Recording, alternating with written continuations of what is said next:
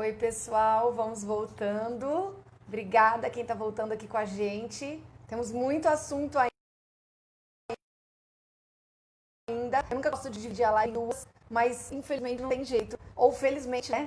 Não tem jeito, é um assunto super importante. O professor Hugo está passando tantas informações. Eu acho que a gente tem que aproveitar. Vamos tirar o couro desse menino hoje, gente. Vamos arrancar o couro desse bichinho aqui. Vamos torrar os neurônios com piqui. Que ele é goiano, vamos torrar o neurônio com piqui. Olha lá, ele chegou, vamos lá. Vamos chamá-lo de volta. A gente vai tentar não demorar muito dessa vez, mas tem coisas que ainda precisam ser ditas, né? Muitas informações super importantes e eu tenho uma paixão especial pelos rins.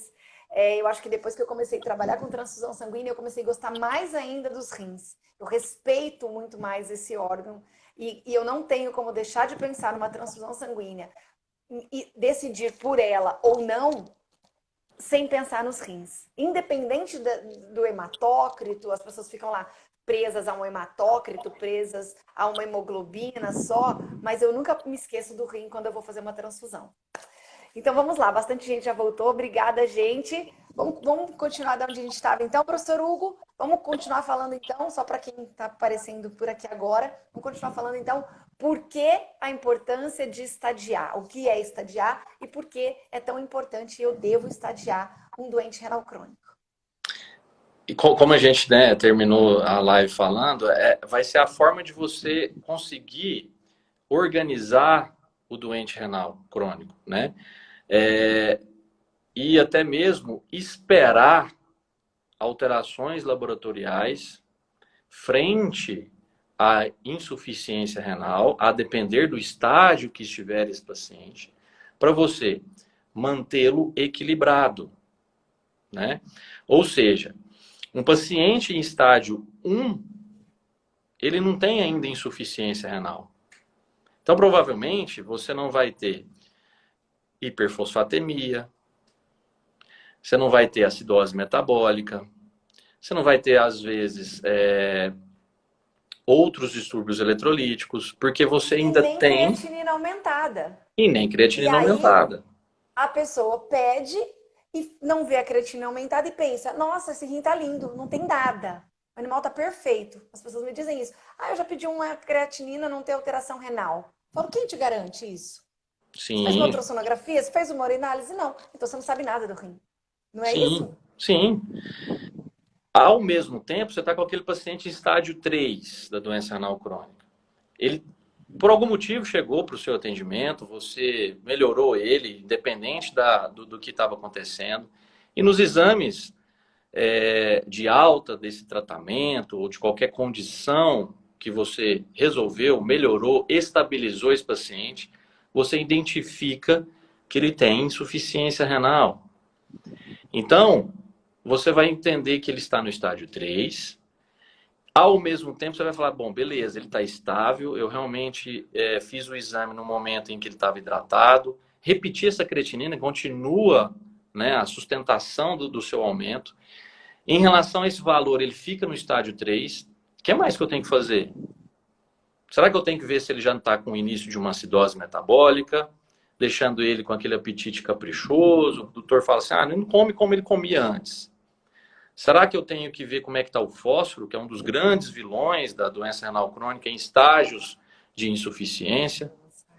Olha a importância de você conseguir, então, fazer esse estadiamento, né? Ainda mais que por conta da poliúria, ele desequilibra os eletrólitos completamente, né? Um paciente em estágio 3 é um paciente que está com uma poliúria tão intensa que se eu pegar o xixi dele, colocar num copo, todo mundo vai beber. Todo mundo vai beber, vai pensar que é água. E qual que é o risco É que isso isso. leva? Leva a ele desidratar. E sabe o que eu vejo que é o risco maior ainda? É que quando você pergunta como é que tá o xixi do animal? Faz anos que ele faz xixi daquela cor, né? E a pessoa, ela acha, o gato principalmente, meu gato tá urinando, tá tudo bem. Não tá fazendo xixi, ainda mais quem teve gato que já obstruiu, né? Se o gato tá urinando, tá fazendo xixi com sangue, tá maravilhoso. Aí você pergunta como é que tá a urina dele. Tá ótimo, ele faz um monte de xixi. Um monte. Tá uma aguinha bem clarinha. Aí eu penso, ai, tá ótimo. É porque tem uma certa confusão, né, Raquel, em relação a nós. Nós Exato. precisamos realmente urinar muito e, claro, uma coisa que as pessoas esquecem. E aí nós vamos lembrar aqui agora. E sua audiência tá boa, hein? Mesmo na segunda live já tá com 35 aqui, né? Pois é, nós chegamos acho que a 50 e poucas pessoas aí. Sim. Quando a gente faz xixi, vou falar bem fofamente. Quando a gente faz Fofamente, xixi, é. onde é que vai o nosso xixi? Não vai para uma água que está lá no vaso? Exato. Quando o animal faz xixi, mistura com água? É, não. Não mistura. Então, a gente não pode pensar naquela urina daquele gato ou daquele cão que está clarinho, e é bom. Lembrando de nós fazermos no vaso lá, Exato. né, no vaso sanitário, e dilui com aquela água. Então, você imagina quando você faz xixi, mulheres que não gostam de beber água, porque tem que fazer xixi em qualquer lugar e realmente é complicado, né? Usar qualquer tipo de banheiro. E aí vocês ficam em Exato. restrição hídrica. Chega no final do dia, vai fazer xixi, mesmo misturando com a água que está lá no vaso, fica assim, laranjado.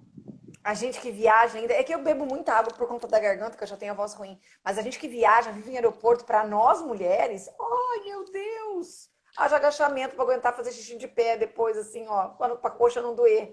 Você imagina Porque é você. horrível, não dá para Sim, sentar. eu entendo vocês, mas eu entendo também que vocês estão perdendo néfron. Então eu tenho que Exatamente. avisá-las. Eu tenho que avisá-las que vocês estão perdendo néfron, correndo risco de desenvolver infecção do trato urinário. Não é meu É, caso, dá licença. justamente, isso aí. Ou seja, a gente tem que explicar isso para o tutor, porque ele vai fazer essa analogia. Se a gente conseguisse pegar todo o xixi que a gente faz e colocar num pote e não misturar com água, às vezes a gente ia ficar impressionado com a cor do nosso xixi. Exato. Então Eu você já tem que trabalhei em explicar isso para o laboratório tutor. humano, que eles fazem urina de 24 horas e levam em jarro. Então a pessoa às vezes aparece lá com muitos jarros, né? Então leva tipo galão de gasolina, assim, leva de xixi. Nossa, meu Deus. Isso, a pessoa faz xixi o dia inteiro dentro daquilo ali. Um galão, mas vem numa cor realmente muito escura, uma cor horrorosa. Sim. Né? E se o dono vê isso no gato, já fica desesperado. E por isso que às vezes o diagnóstico desses problemas renais, eles são tardios porque o tutor acha que está normal. Ele consegue ver a urina do cão e do gato dele. Isso é quase que, se for um tutor que está cuidando direitinho, observador, ele seria informação extremamente importante. E a gente volta de novo à urina. Acho que nossa live podia ser urina, A gente vai ter que fazer uma de faça. urina, né? A gente vai ter que fazer uma de urina aqui, não tem jeito. Esse é um assunto. Eu tenho um curso específico só de urina. Aquele que eu te chamei, você não pôde participar, não me lembro exatamente o que foi. Mas a gente tem um curso, eu tenho um curso só de urinálise, porque eu acho que as pessoas não sabem ler urinálise. Quantas vezes a pessoa diz, nossa, você me falou para pedir urinálise e aqui não tem nada de alteração? A densidade 1,08, 1,008, com cilindro, às vezes um cilindro sério ali, e a pessoa diz, nossa, mas não tinha nada, eu sabia que não ia dar nada essa urina. Eu falo, realmente, parabéns. Eu tenho alguns propósitos profissionais, né? Eu espero que a hora que eu conseguir aposentar, eu tenha conseguido eles. Que é tentar desenvolver nas pessoas para quem eu falo, e eu estou tendo essa oportunidade, né, de falar para várias pessoas, da importância desse exame de urina, para a gente talvez chegar, igualar a quantidade de hemograma igual a quantidade de exames de urina. Eu não sei se já teve esse interesse de metrificar isso, mas a relação é muito discrepante. O professor Júlio fez isso em um momento lá no hospital da UFMG, o hospital da UFMG, que é um hospital escola, que a gente acha que é perfeito e tudo, né? Tem um setor de nefrologia, há vários anos, porque ele é um dos primeiros nefrologistas veterinários do país, junto com outros, poucos, em que um dia ele falou assim, eu vou ver quantos exames de urina esse hospital faz. Lá é um dos hospitais que mais tem residente no Brasil, né? De pequenos animais mesmo. Ele descobriu que a relação era para cada um exame de urina se fazia 40 hemogramas. Olha a E lá discrepância. ainda é bom, em vista do resto. Eu faço no curso que eu faço, eu pergunto isso, porque nós temos bastante gente de laboratório que faz, a Rê até fez o curso de urinálise comigo também. Eu pergunto isso.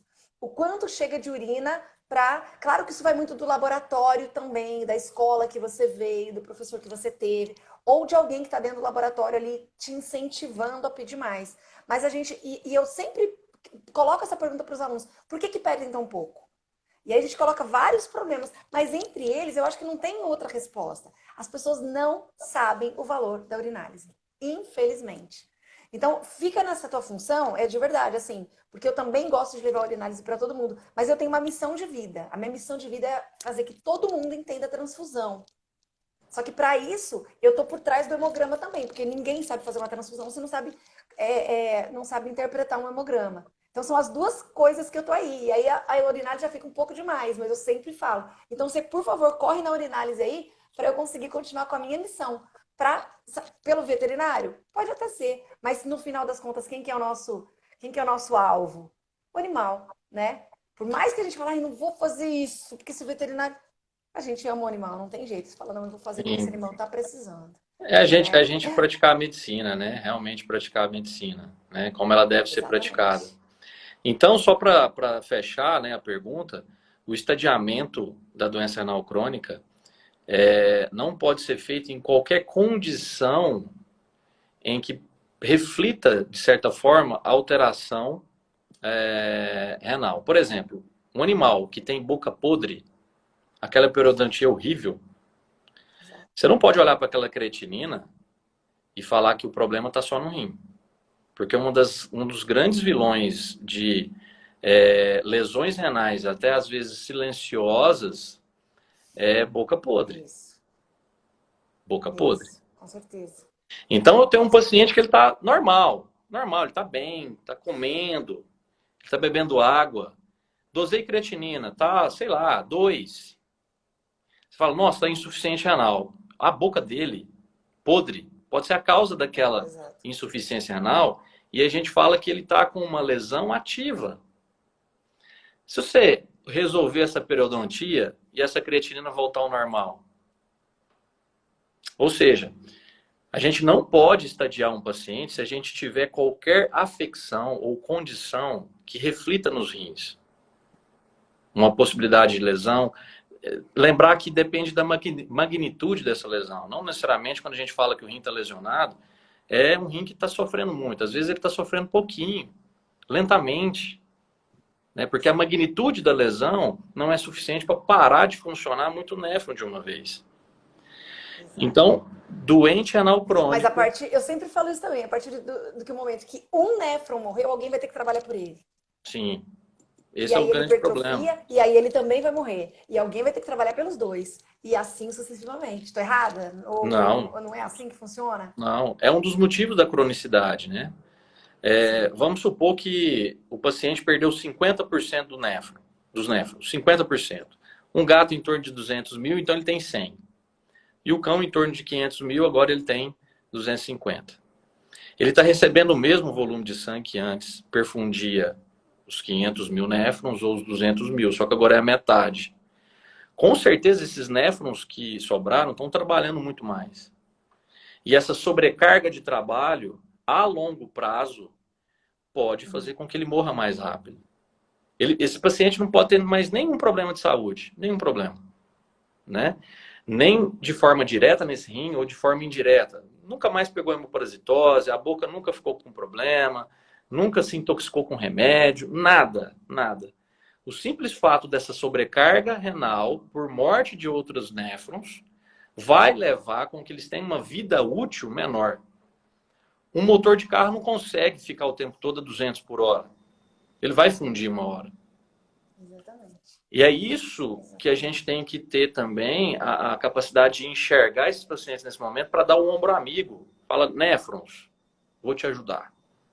Eu sei que você está sobrecarregado, mas eu consigo te ajudar.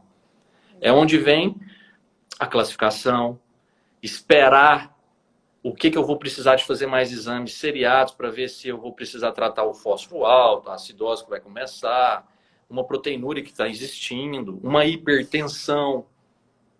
Uma das consequências da doença renal crônica é a hipertensão arterial.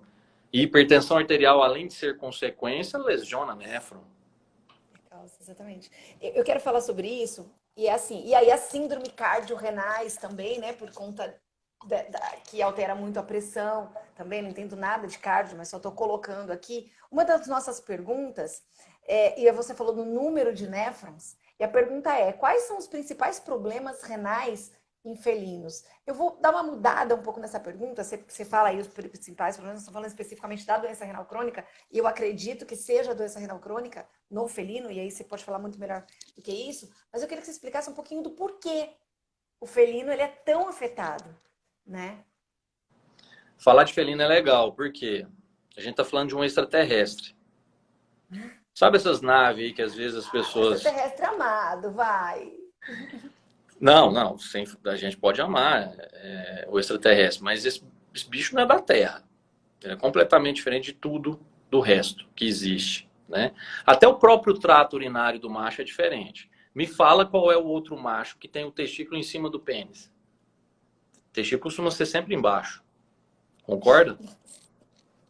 Então começa aí, né? E essas naves que às vezes aparecem aí no céu, eu tenho certeza que são os felinos indo e voltando pro mundo, né, deles, né? E vindo aqui. Enfim, ainda não se sabe, realmente, a gente não pode afirmar o porquê que os felinos parecem desenvolver mais doença renal crônica em relação aos cães. Talvez porque tem menos néfron. Por exemplo, se a gente comparar néfrons, quantidade de néfrons, nós temos em torno, em média, 1 milhão. Diferente dos aborígenes lá da Austrália, que eles nascem normalmente com 700 mil só. Tem até essa variação de raça. A gente acredita que isso também exista na nossa realidade, porque existem muitas raças de felinos, muitas raças de cães. Então, assim, tem muito que a gente descobrir ainda em relação a essa questão nefrológica, dos porquês. Mas se a gente pensar, então, que um humano, em média, tem 1 milhão, o cão tem 500 e o gato tem 200, é muito mais fácil, então, para o gato começar a manifestar problemas de insuficiência renal, porque ele tem menos néfron para perder. Concorda? Ou seja, a sobrecarga é sempre acontecendo, né? Só que ao mesmo tempo, olha só que louco, né? E bonito ao mesmo tempo. Eles lidam muito melhor com a insuficiência renal do que humano e cão. Não sei se vocês já tiveram essa comparação. Um felino com 3 de creatinina tá batendo no peito, dando balãozinho e vivendo normal. Agora, um cão com 3 já de creatinina, ele pode estar te dando trabalho. Pra você estabilizar é o raiz ele. Nutella, né? Então, assim, o que eu posso te falar até agora, né, que a gente até já discutiu isso entre alguns da nefro, é que talvez tenha relação da quantidade de néfrons. Provavelmente, daqui a uns anos, a gente pode mudar um pouco isso, porque os estudos vão mostrar evidências do porquê tem essa facilidade. E o que pode causar doença renal crônica em felinos? Eu gosto sempre de dizer quais são as principais causas, quais né? Os problemas. Não, causas não, desculpa. Quais são os principais problemas? Problemas que levam à doença renal crônica? Não, quais são os principais problemas renais? Renais. Na verdade, ela perguntou de uma forma geral. Tá, então, não sei se eu entendi, mas se eu não entendi, você vai me cortando aí.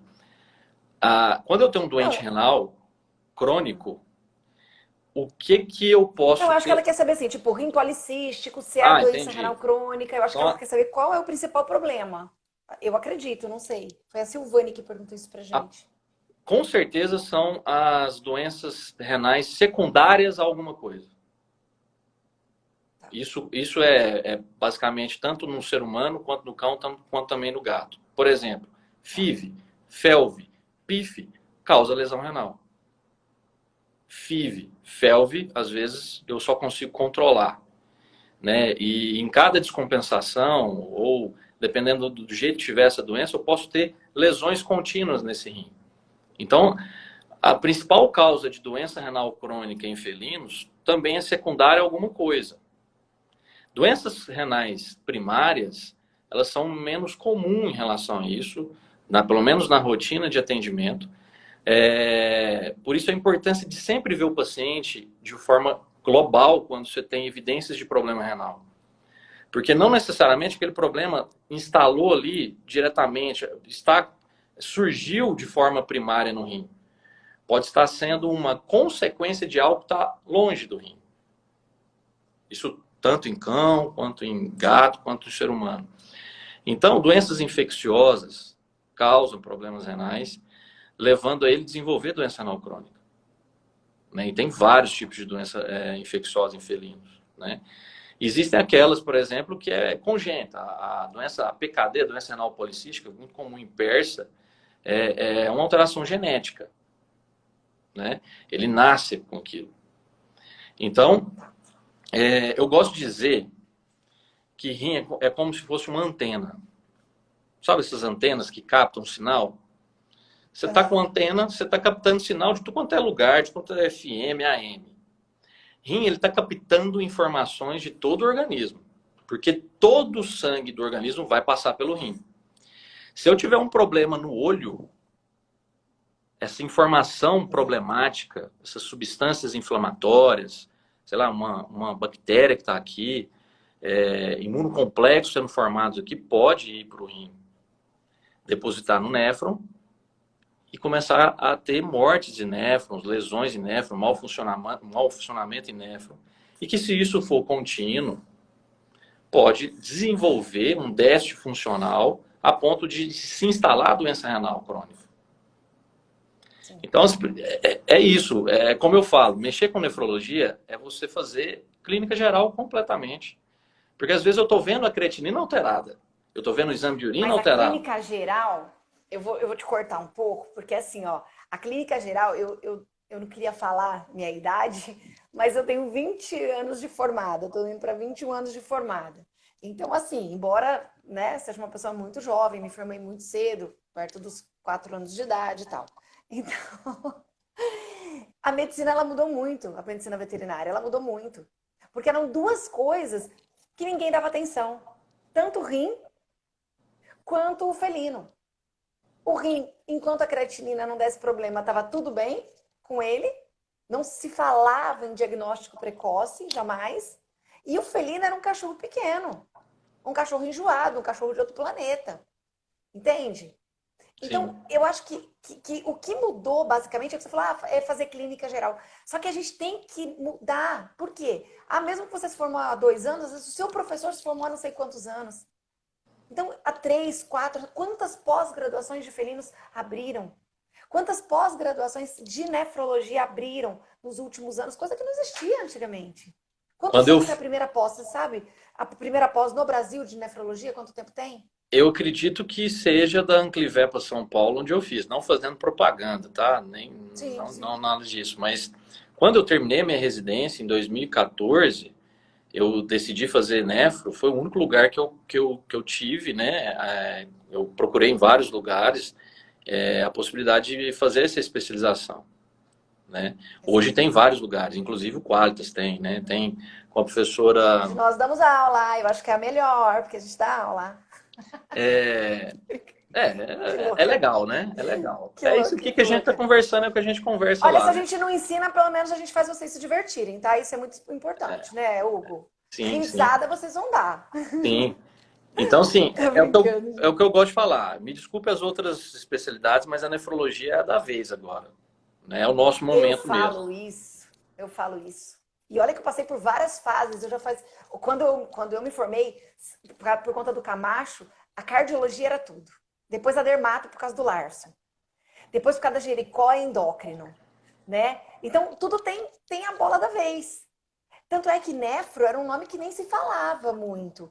Uma referência que eu tenho, que não era nefro exatamente, mas quem fazia muito fluido, quem falava muito de rim, né? Mas não acho que nem existia essa palavra nefrologia dentro da medicina veterinária, era o professor Flávio Quaresma, lá de Botucatu. Não sei se você chegou a conhecer, ele é aposentado hoje. Então, assim, a gente fazia uma nefrologia, ele falava muito de rim, mas dentro do que era da possibilidade da vez. Até eu sou amiga da filha dele, da Flavinha, maravilhosa, Flávia Quaresma.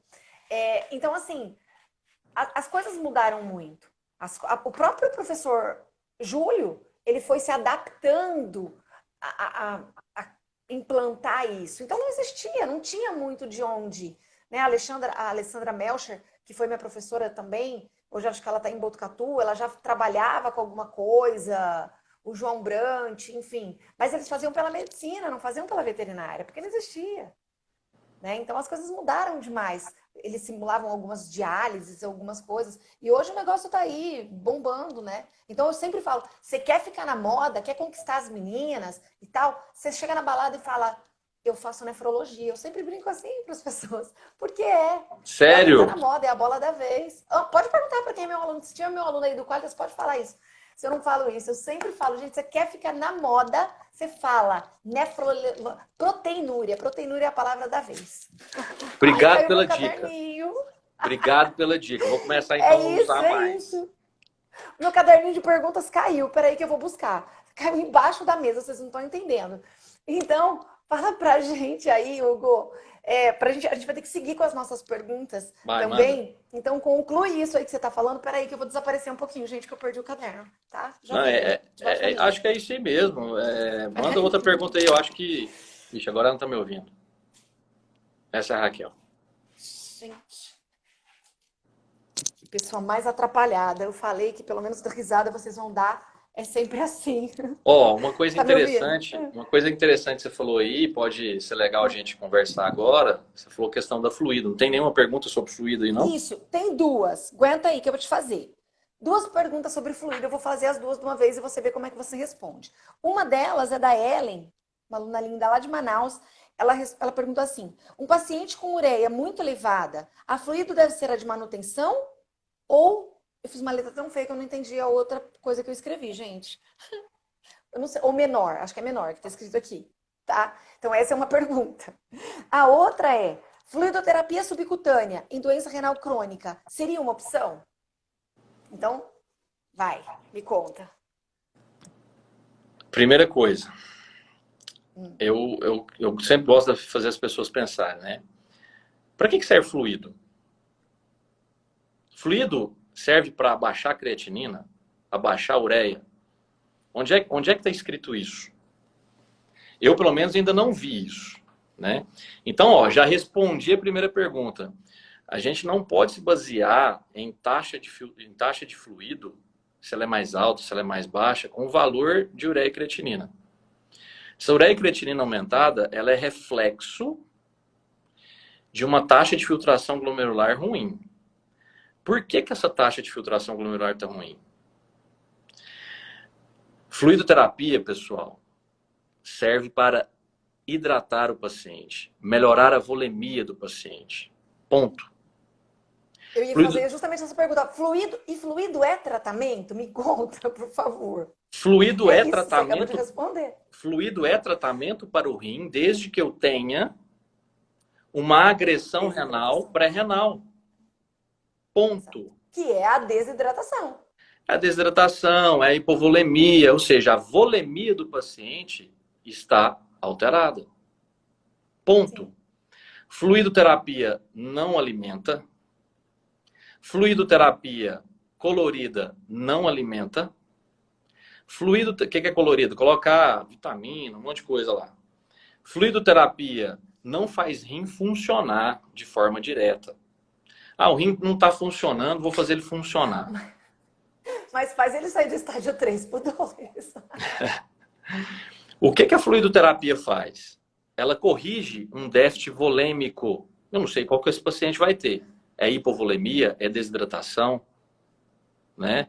Às vezes as coisas não são consequências. Às vezes eu posso ter um paciente só hipovolêmico e não necessariamente desidratado. Às vezes eu tenho só desidratação, não tenho hipovolemia. Ou seja, a partir do momento em que eu tenho um paciente com a volemia alterada, a perfusão renal alterada, eu tenho a taxa de filtração glomerular alterada. Ponto. Se eu melhoro isso, se eu melhoro a volemia, vai perfundir melhor néfron, vai melhorar a taxa de filtração glomerular. Ou seja, eu melhorei a taxa de filtração glomerular. Então, fazer fluidoterapia, ela tem que ser baseada na volemia do paciente. O que esse paciente seu precisa de volume para você corrigir isso e tirar essa agressão renal que está acontecendo no rim, fazendo ele funcionar pior, que você está vendo os valores de ureia e creatinina. Então não é olhar para a ureia e falar assim, vou ter que fazer X volume em tanto tempo. Não. Você precisa ver o grau de desidratação desse paciente, o porquê que ele pode estar hipovolêmico, como é que está a pressão, para aí você corrigir isso e ver o quanto isso estava sendo responsável pelo rim estar funcionando mal. E essa palavra que você falou é mágica, pressão. Que uma coisa que no meu tempo davam risada quando a gente falava em pressão, né? Pressão de animal, as pessoas davam risada. Você vai ficar com a bombinha lá apertando. E é isso. Hoje em dia não dá para falar em paciente sem pressão. Mas, né? Não dá. Tem E assim, eu também a faço mínima uma condição. enquete. Eu também faço enquete desde quando eu comecei a dar aula no Qualitas, quando eu chego para falar de pressão, eu Ó, antes faço de a você seguinte falar, vou te pergunta. cortar. Ó, Neto, ó, a tua Alivete, você vai dar palestra para eles no simpósio. O Hugo já é um palestrante convidado para um simpósio que a gente está fazendo em novembro de patologia clínica e ele vai falar de rim para a gente lá. Ninguém pode perder, que vai ser maravilhoso. Eu também vou estar, tá? Obrigada. Mas o Hugo também vai estar. Olha aí. Acho que o Hugo já sabia. Eu talvez se eles não soubessem também, ele está sabendo agora. Vai E é o ser. Neto que está ali, a tua Alivete. Obrigado pelo convite, né? Vai ser, a gente vai se divertir muito, né? Ao mesmo Com tempo certeza. passando o que a gente sabe. Então, eu faço uma enquete, Raquel, em toda turma que eu dei a aula, eu perguntei, quantos de vocês faz pressão em todo o paciente atendido? Não é aquele que você acha que tem que medir, não. É assim, poucas pessoas fazem também, assim como o exame de urina, né?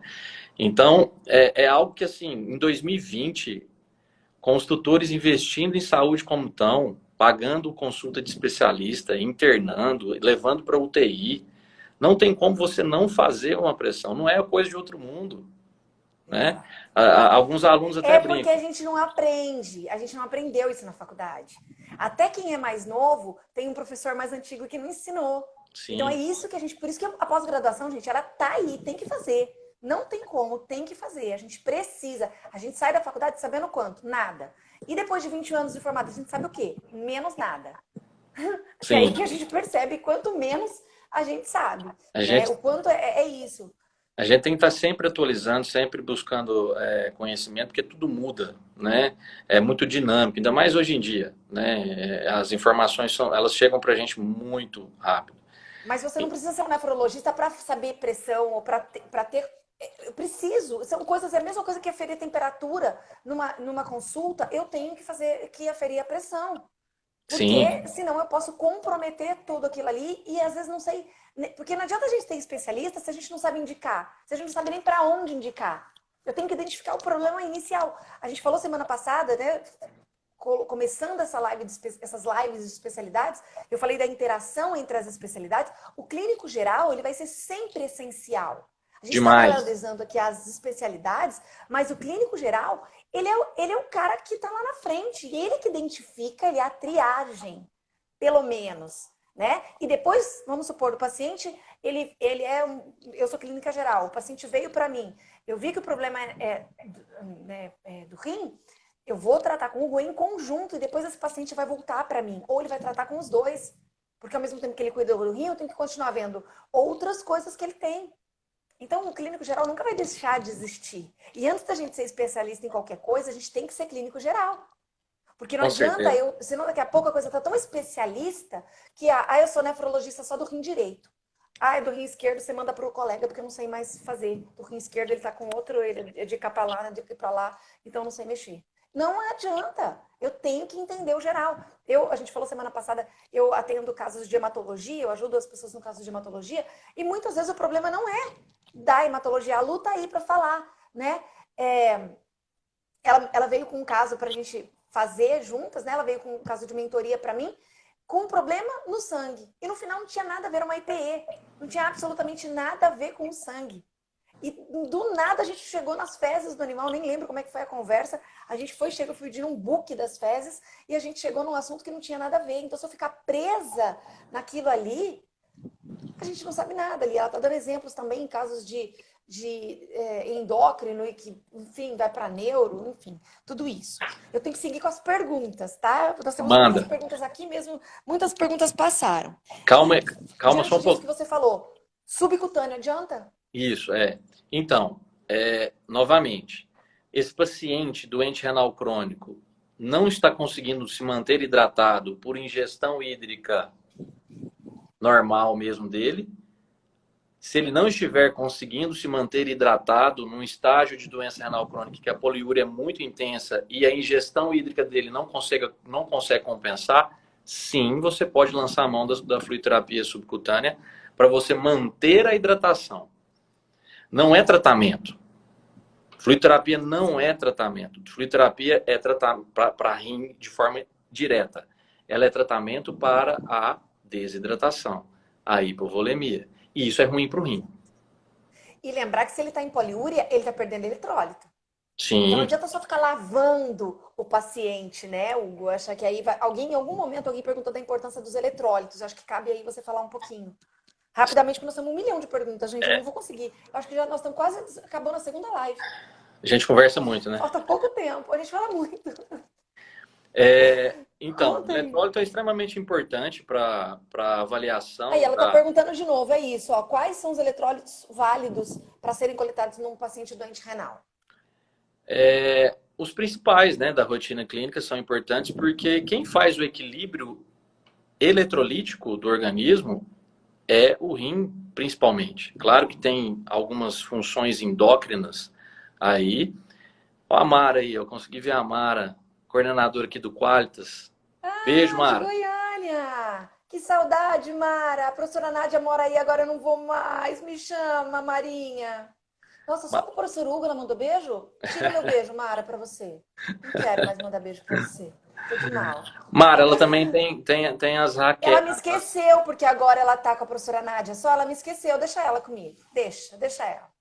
Mas então, voltando, né, essa questão dos eletrólitos, é extremamente importante, porque os pacientes doentes renais que vão desenvolvendo a insuficiência, ou seja, a cronicidade vai progredindo, né, o doente renal vai progredindo, vai perdendo cada vez mais néfros, a insuficiência vai ficando cada vez maior, vai perdendo a capacidade de equilibrar esses eletrólitos. Gato, por exemplo, tem muito problema com hipocalemia, ou seja, potássio baixo. E E aí, morre, né? E mata. porque, por exemplo, o potássio está envolvido com contração muscular. E quando a gente fala contração muscular, a gente está falando também de coração. Coração, Então, diafragma. aquele paciente felino que às vezes está fraquinho, está mole, né? Você vê evidências de disfunção renal, dosa potássio, porque ele já pode estar com hipopotassemia e isso vai levar a um quadro de ventroflexão, né, cervical, que é muito comum. Isso é uma situação em gato de doença renal crônica. Você não vê muito isso em cão. São as diferenças, né, entre cão e gato. Ao mesmo tempo, a gente está falando mais do crônico aqui, mas se você tiver uma condição de injúria renal aguda em que você tem de forma rápida a diminuição da taxa de filtração glomerular, você pode ter uma hiperpotassemia, uma hipercalemia. E aí você pode ter problemas com arritmia cardíaca, né? Sódio, você pode ter casos de hiponatremia ou hipernatremia, depende muito do momento da doença renal crônica, né? Você tem alterações do cálcio, que está completamente relacionado ao fósforo. É muito comum o desenvolvimento do hiperparatiroidismo secundário renal.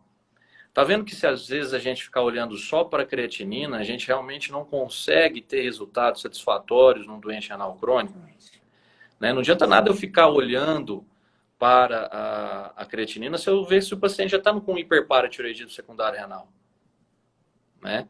Então, os eletrólitos são extremamente importantes num doente renal crônico, principalmente em estágios mais avançados da doença. Entrou alguém muito importante aí, o Jorge. Olha, eu não conheço o Jorge, mas ele é bem importante. Dá uma olhada. Estão falando, olha quem entrou, olha quem entrou. Jorge Conte. Jorge Pois Conte é. fez nefrologia comigo. é uma das Olha referências isso. do Brasil em relação às cirurgias urológicas. É um dos caras que mais faz cirurgia urológica aqui no Brasil, quiçá do mundo. Eu sei disso, porque é meu amigo, a gente troca aí, de certa forma, sempre mensagens, informações. Tá me devendo um estágio, quero fazer estágio lá com ele, já falei isso para ele. E é um cara extremamente inteligente e está desenvolvendo um trabalho muito bonito lá em São Paulo, principalmente em cirurgias e hemodiálise. É muito legal o trabalho que ele faz lá. Obrigado aí, Jorge. Abraço para Muito você. bem. Seja muito bem-vindo. Olha como é que nós estamos importantes, tá vendo? Eu não o conheço realmente, mas um prazer. Jorge, a Mara falou que não me conheceu no primeiro momento, é que eu tô cada dia mais jovem, né? Eu nem engordei 5 quilos nessa pandemia, então vai ver que é por isso essa carinha está uma bolacha, por isso que ela nem me conheceu. Ai, meu Deus do céu. Olha só, nós temos que economizar nosso tempo aqui. Vai. A Valesca perguntou. Gente, eu faço uma letra que depois eu não entendo, é muito complicado isso aqui, gente. Ela pergunta se realmente. Meu Deus, eu vou fazer outra pergunta, antes depois eu vou tentando ler essa, tá? Teve uma pergunta que apareceu sobre alimentação para neutralizar o pH da urina. Até quanto tempo usar e como é que você faz o acompanhamento disso? Neutralizar o pH da urina. Provavelmente ela deve É, estar pensando em deve ser por relação conta de a acidose. urólitos também, né? Não sei. Então, não sei. Ficou, Eu já pensei numa acidose metabólica, enfim. Não ficou um sei. pouco, ficou um pouco. Aí é aquele negócio, É, né? Me abraçou, né? você apertar. Sem apertar. Responde o que você tiver vontade aí. Responde o que você achar que é. Então, vamos ver se eu entendi, né? Neutralizar o pH da urina, às É, vezes assim, a gente não consegue ter um pH neutro, mesmo porque o pH dos gatos, dos cães, tende a ser ácido, né? O pH mais ácido da urina. Talvez quando você tem problemas relacionados à urolitíase, alguns cálculos ou urólitos, eles se desenvolvem melhor em pHs ácidos e outros em pH mais alcalinos.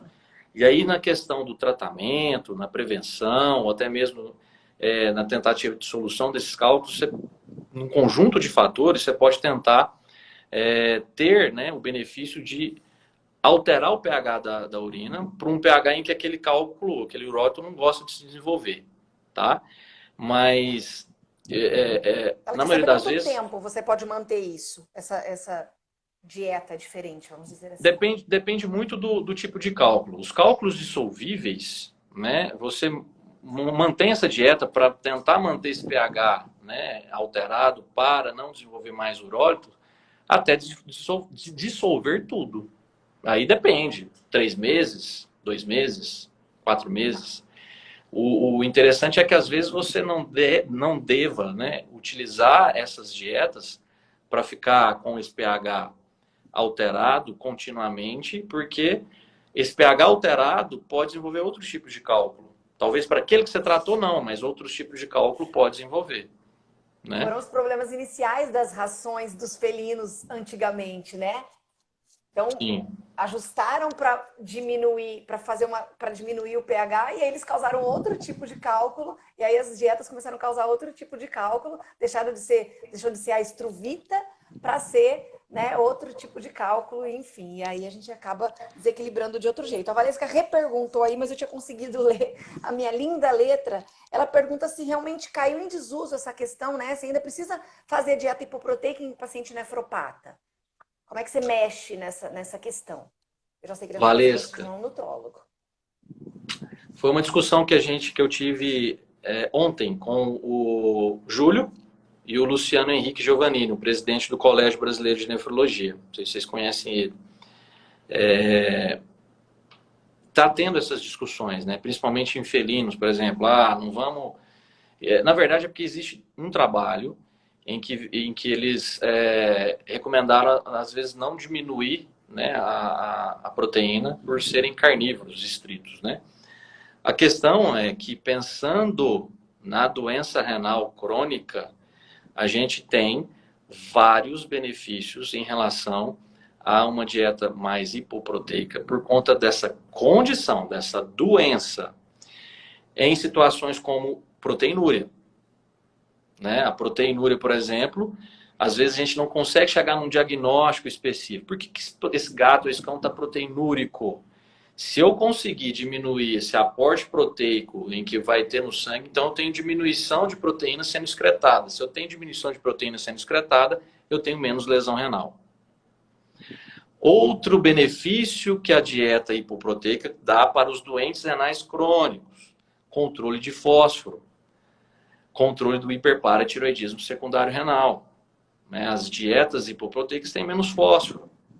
Não adianta nada você talvez tentar controlar um hiperparatiroidismo secundário renal com dietas com proteína normal, tentando quelar o fósforo dessa dieta com medicamento.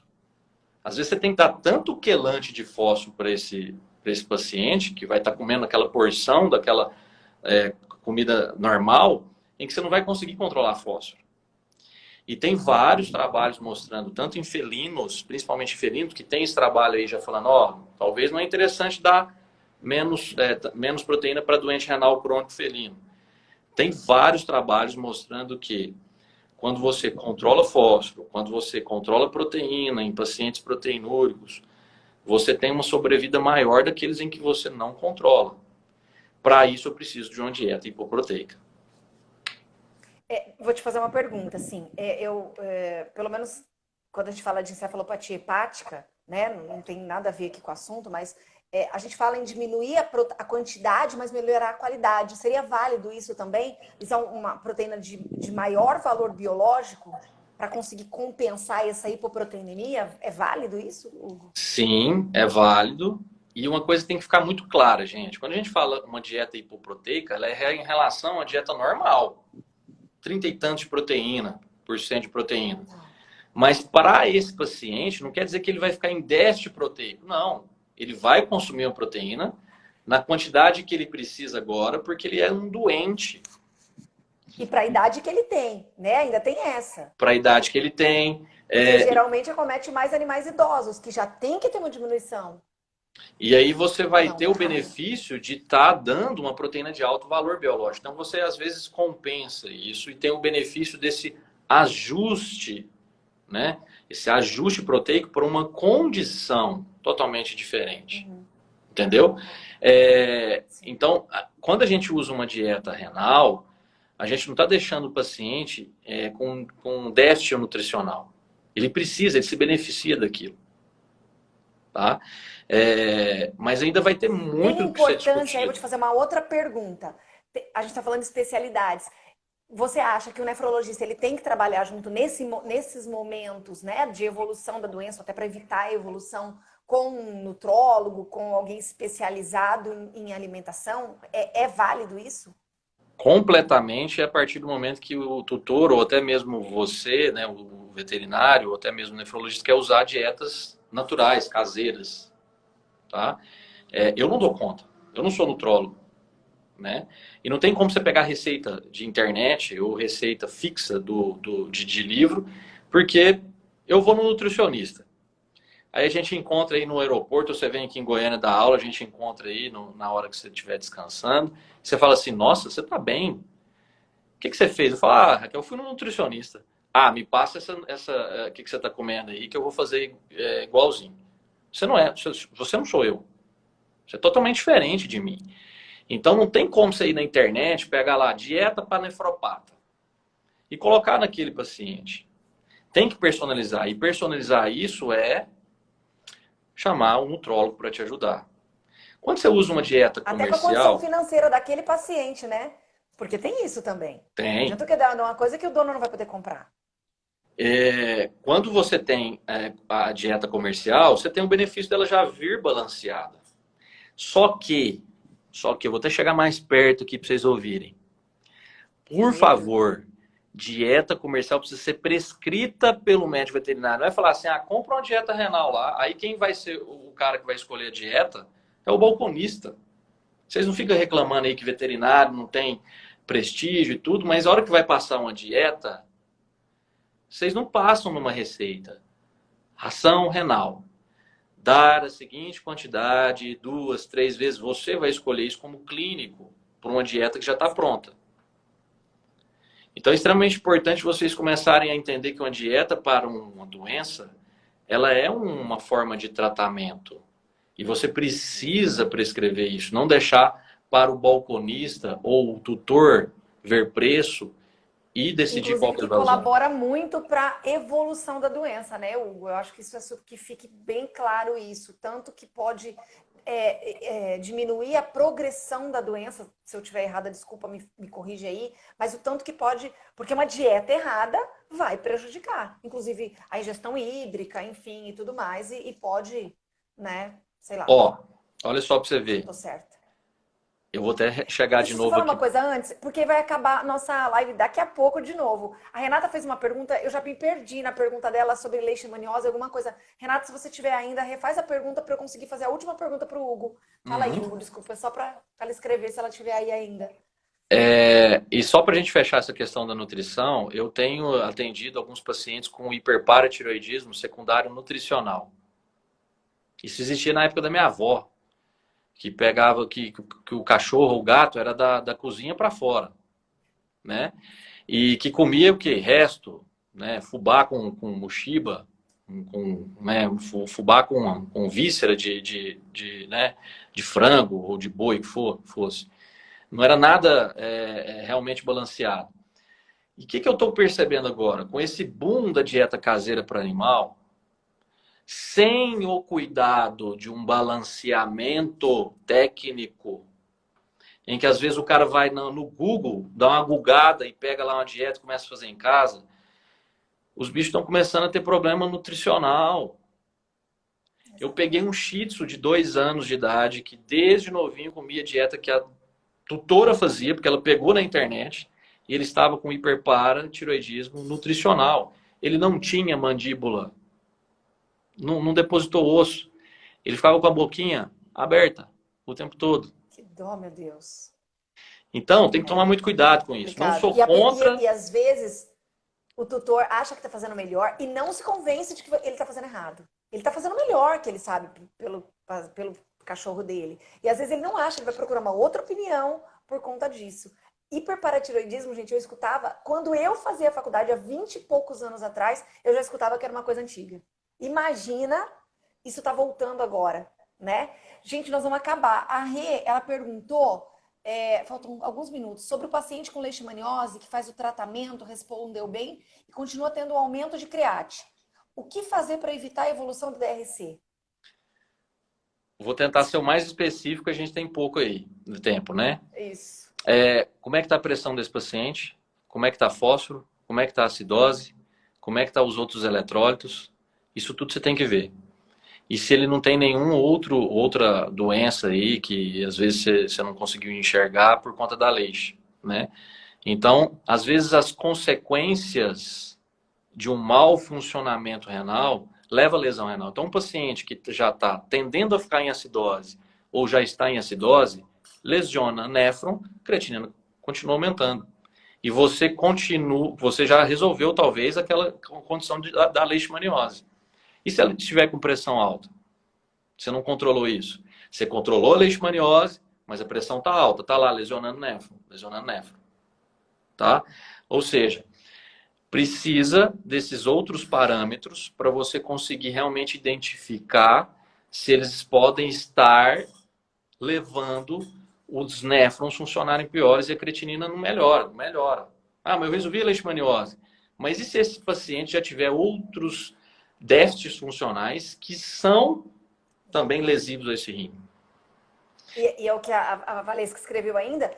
Aí, a deposição de imunocomplexo você não consegue controlar. Não é isso? Aí talvez Até você tenha que porque não está entrar com um provado. imunossupressor, né?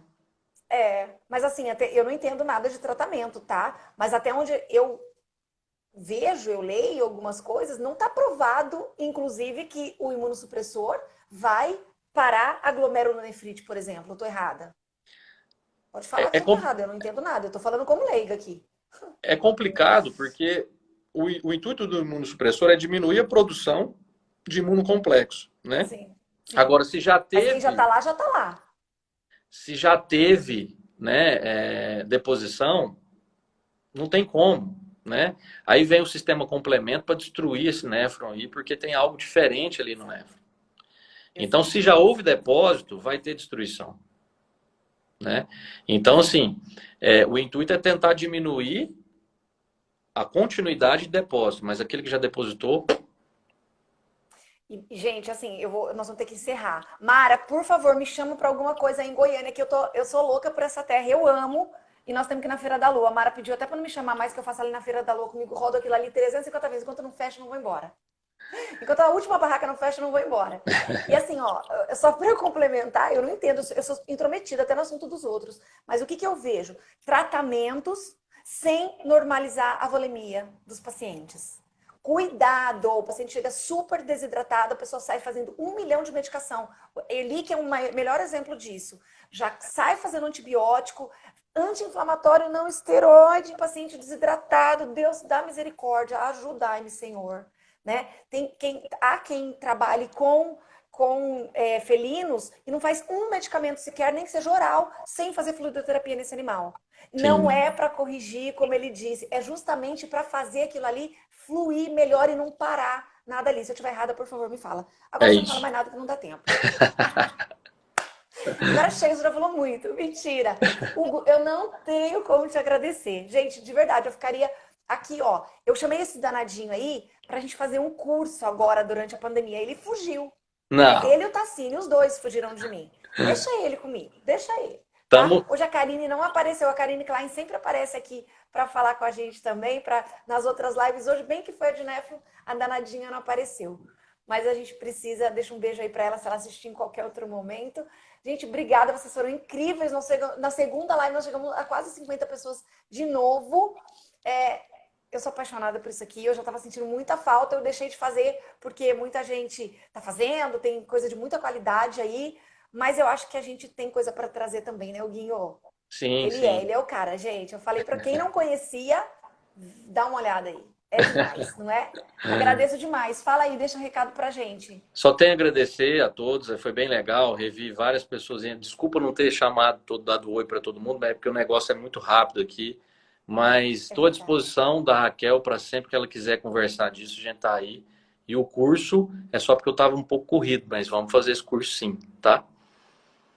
A gente nunca deixa de estar corrido, é desse jeito. Isso. Tá bom? Isso mesmo, divulga, Marinha, divulga. Me chama, arruma um curso aí para eu dar. Faz alguma coisa, porque o módulo é difícil que a professora Nádia tá aí, mas você se vira e faz alguma coisa que eu quero ir para aí, tá bom? Gente, obrigada demais. Um beijo para todo mundo. Semana que vem tem mais. Se você puder, o Hugo assiste aqui também, tá bom? Tá bom. Semana que vem nós vamos falar sobre lactato com o professor... Legal. Ai, meu Deus, esqueci o nome do professor. O Arley, lá de Recife.